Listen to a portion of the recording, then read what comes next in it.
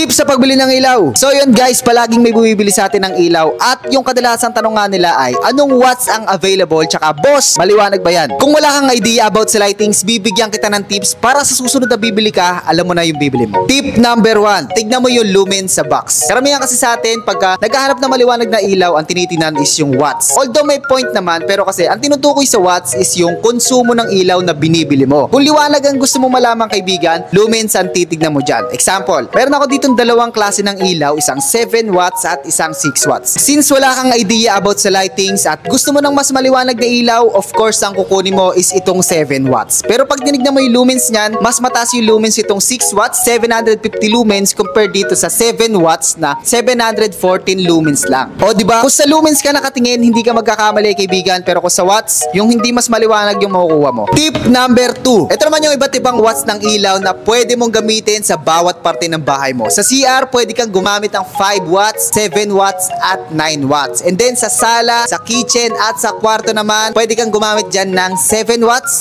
9 watts, at 11 watts. So depende na yun sa'yo kaibigan kung gaano kaliwanag yung gusto mo. Bonus tip, kung gusto mong magmukhang cozy yung bahay mo, ang gamitin mong ilaw sa sala ay warm white. Ano ba yung warm white? Medyo madilaw ng konti. So yun lang kaibigan, sa susunod na kakailanganin mo ng ilaw, alam mo na yung bibilin mo. Follow for more tips!